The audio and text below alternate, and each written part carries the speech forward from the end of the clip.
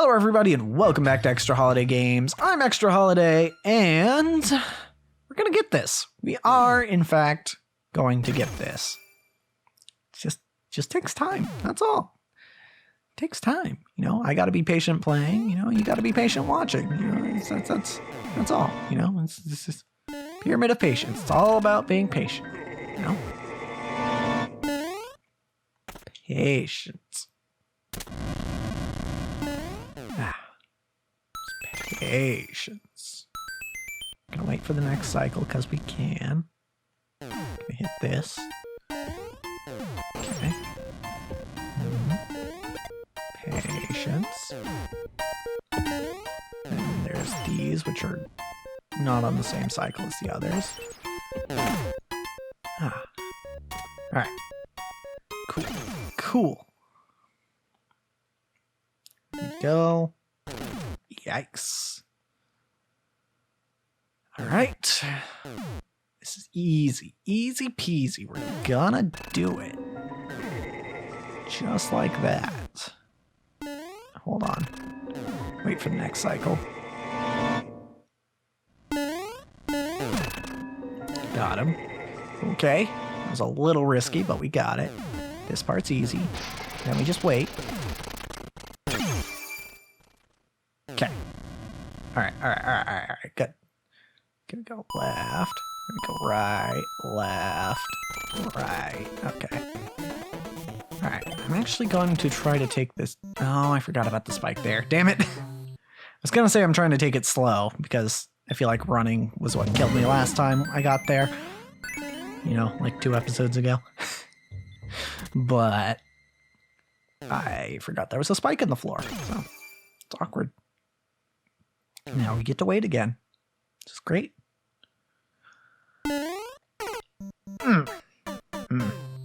Speaking of great, dying to the dry bones. That's also great. It's pretty great. Pretty great. Yeah. Okay. All right. It's fine. We'll do it again. I actually, believe it or not, I have not run out of things to talk about for this batch. Because I have yet to talk about D&D. Which, as you may know, is something that I frequently go back to when I'm running out of things to talk about, basically. Yeah, so D&D. I spent quite a bit of time working on something for D&D last night. And by quite a bit of time, I mean like 7 or 8 hours. Which is kind of why it felt like I didn't get anything done last night, because I was literally basically just flying through the easy part of what I was doing. I'm making another homebrew class. That's what I'm doing. And most of the stuff I did was last night was the easy stuff. It was basically just outlining things for me to fill in later. So, yeah, it's not done yet. And in fact, the hardest part is left to do. It's going to involve actually a lot of algebra, which you might think is strange, but with game design, math is actually not that strange, particularly when you're trying to balance things, which is where I will be using the math. Because this new class I'm making, even more so than the class I made before, really has the potential to either be incredibly overpowered or incredibly underpowered. Like, this is a potentially game-breaking class. So, ow. So I really want to get my math right. And even then, it might not work because there's a lot of randomness to it as well. Or a lot of, I guess it's not necessarily randomness, some of it's randomness. Well, it's not really randomness, no, but it's a combination of decisions between the DM and the player that kind of determine the shape of a character of that class. And I'm intentionally being vague because, largely because I just don't want anyone to steal my idea. Not that I really think anyone would, because it's a really ambitious idea. but that's why I'm being vague. But yeah, the basic idea of the class is that it's there's what could be described as randomness that isn't actually randomness. But anyway, it's up to both the DM and the player how the character is formed when they pick this class. And that's something that I will have to warn anyone who tries to play this class, because it can vary very much, like more than pretty much any class that I've seen in D&D, or frankly any game.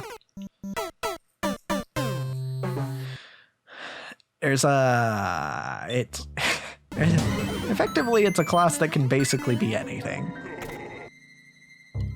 So it's interesting. It's interesting, you know? And when you've got a class with so much possibility, balancing something like that is tricky. It's tricky. And I knew that going in, so I'm not too upset at the work I'm going to have to do. But it's still needs to be done if I actually want to go forth with this homebrew. And I do, because it's a fun idea, I think. You know, it's again, to give a few hints without spoiling things entirely, it's a class that people have tried to do before but haven't really done successfully. And I think my spin on it, and not to say that, not to imply that I'm significantly better than everyone else, but I think my spin on it might be better, so long as I get the numbers right.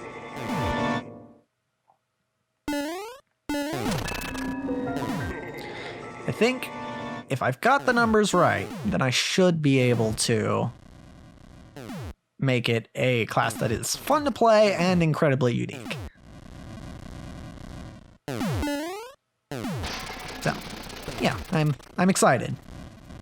And frankly, once I have the math figured out, it shouldn't be terribly difficult to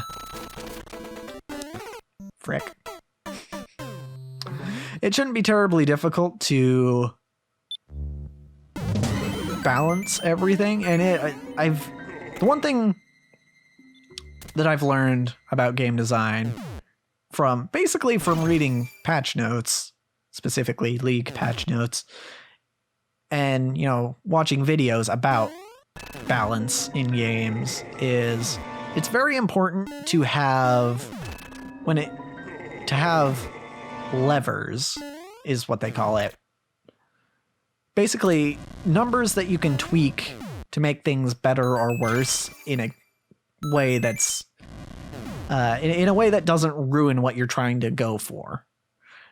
Like, to give an example, a lot of the problems with a lot of the champions in League, at least how they were designed in the past, and maybe how some are designed now, was that there wasn't really a way to make the character balanced, like, without making them just unable to do what they were designed to do. And so one thing that Riot has started doing with their champions is they started trying to be more particular about how they design their champions, in that they have the appropriate levers that can be tweaked to essentially assure the balance of the character without ruining the theme or idea of the character. And I think I've got that with this class I'm making. I think I've got that. Because there are a lot of numbers that I can just change by 1 or 2 points and make it to make things a little more balanced. The downside here, though, is that it's kind of intimidating to look at. Like, I've got a table, like, the class description has a table that is, I want to say, it's like at least 50 entries, like 50 rows deep. And I've still got like 25 more tables to make. Granted, these tables are a lot smaller than the one that is huge. But like, there's a lot of tables that apply to this class. And part of that is so that I can tweak things so modularly. I don't know if that's 100% the right word, but that's the word I'm going to use. So I can specifically tweak very specific things about the class. And so, yeah, looking at it, it looks very intimidating. But I feel like in practice, it'll be a lot easier than it looks on paper. And I really want to go into more detail, but again, I don't want to spoil things. Because, I mean, the other reason I don't want to spoil things is, you know, some of my players might be watching. I don't know that any of them watch this series in particular, but it could be. They've been known to watch some of my videos, so I don't want to talk too much about stuff that's not finished. In fact, the first homebrew class I made technically isn't finished, but it's finished enough that I was willing to make it playable. Because the only thing I have left to do on the tentatively named shifter class, probably going to be named Gravatar class, the only thing I have left to do on that one is some like very endgame abilities that no one will probably ever get to. So... and that's really all that's preventing me from doing right now is actually preventing or publishing the class description, the actual class description to everyone. Which, again, isn't really that big a deal because, you know, I don't think my players are too concerned about it. Knowing exactly all the possibilities of the class. So... yeah, I mean, I feel like I'm in a decent spot with that class. But with this new class I'm making, I'm gonna keep it under the rug for a bit more longer. Cause I don't, cause also like there's still stuff I might change, like little tweaks. Like if I tell people, you know, every little detail of it, and then I end up having to change it, then it's like, oh, well, you kind of lied to me, though. I'm like, well, you kind of, I guess, but, like, also things, it's homebrew. It's going to change, probably. Like, at least it should, because that's one thing about the shifter class, is I have changed things since a player started playing it. They're not things that the player had to interact with at any point, but they're things that happen later in the class at higher levels. I did go ahead and change things just because, you know, I thought it was better. Because, you know, sometimes you come back to something and you're like, you know, that's not as good as it could be. You know, I like that I have the freedom to be like, all right, now I can just change it. Like, I don't have to stick with this forever. Right, it's not like, and it's funny because games used to be like that, where like you have to, where the release version of a game was like the version of the game, and there were no like online updates or anything, so you couldn't change it. But ow. But that's not really the case anymore. Either in tabletop RPGs or in video games. Although, I will say, I know I'm pretty sure Wizards of the Coast kind of has tried to more or less patch 5th edition. Because in Tasha's Cauldron of Everything, which is kind of like the newest expansion of... That was really bad timing. It's fine. But in Tasha's Cauldron of Everything, there are a set of class features that are optional, but like actually replace class features that are in the player's handbook.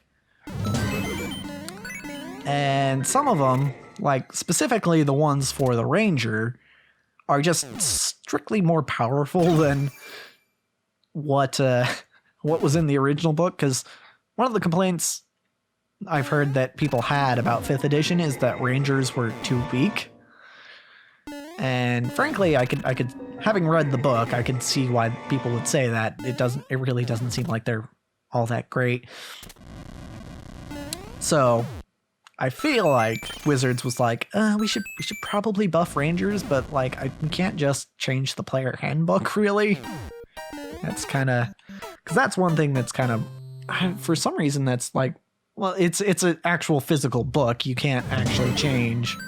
Like, yes, you could release another edition, but then it would get confusing as to whether it's like an actual different edition of D&D or not. So I imagine that's why they were like, we can't actually like change it in the player handbook. So let's try and give people an option as to how to buff the Ranger. And you know what?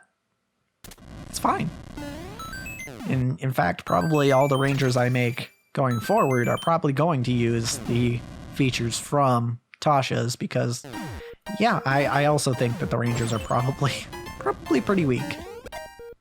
Just looking at their abilities, it just doesn't seem like they're very good. Ow. So, yeah. That being said, actually, now that I'm thinking about it, I actually don't have any Rangers in my current campaign that are built strictly from the player handbook. Because in determining which books I wanted to use for my world, basically, I definitely might have definitely stole a list from Arcadum's website on as to which books he uses, and those might have been like the exact books that I bought. Except Tasha's wasn't on there, but I don't think Tasha's had come out at that point. So yeah, and one of the things that he had listed as one of the resources that he actually uses was the Unearthed Arcana version of the Ranger, which, if you don't know, the Unearthed Arcana is kind of like it's kind of like a beta for D&D, where they're like they put ideas out there on what on things that could be added to the game, and a lot of the things that are on there and ended up getting added in some form to books like Tasha's. But yeah, Arcadum had the revised Ranger from the Unearthed Arcana listed in his list of source books. So when I was making characters, I decided, like, okay, yeah, actually we're gonna use this version of the Ranger. But going forward, I'm probably not going to, just because it's literally the only thing that I've pulled out of Unearthed Arcana. So I'm probably gonna stick with, hold on, patience. Okay, good. Oh, that went fast. Ah, there was another spike there. All right, fine. That's fine. Going forward, I'll probably just use the player handbook version of the Ranger modified with the stuff from Tasha's. Because the stuff in Tasha's for the Ranger isn't exactly the same as the revised Ranger from Unearthed Arcana. So just to keep things simple, I'll probably stick to the actual like official material. And whatever homebrew I cook up, of course. I do have a weird conundrum that I've kind of put myself in when it comes to homebrew. I think I mentioned, probably not in this series, but at some point, I've mentioned the custom race, the homebrew race that I came up with, which is the snake skin. And to give a brief summary of it, I described it as a bunch of snakes in a trench coat. Also, the other way I describe it for people who have watched Naruto Shippuden, spoilers for Naruto Shippuden, by the way, the way I would describe it to those people is it's Orochimaru, basically. Because, you know, he's actually like a bunch of snakes in a person suit, essentially. So that's effectively what I made this race. But the problem is, conceptually, it's very different from the Yuan-Ti, which is kind of like the canonical snake people of D&D. But like I haven't really solidified exactly what a snakeskin looks like, but I imagine if you put one next to a Yuan-Ti, it would be kind of hard to tell the difference. So that's kind of an issue. Like if I ever want to introduce the Yuan-Ti into my world. Oh, did we do it? Did we do it? Oh, look at the one-ups that I don't need and coins that I don't need. We're just gonna go. I think this is the end. Hey, it's the end. Nice. Got a one-up. Didn't need it, but got it. Cool. We finally beat the Pyramid of Patience. See, I told you it would happen. You just had to wait. Okay, I was not expecting that time. I kind of really wish that they also recorded the longest time that someone took to beat the level, because I feel like that might be it. Okay, all right, that's good. Oh, that's a good way to end the episode. We beat the level with an amazing record time of 98 minutes. It was probably actually longer, but we're gonna go to the next level next time. We can talk more about Yuan-Ti and snakeskins or whatever. We probably won't, because I'll actually forget. But anyway, as for this episode, that's a wrap.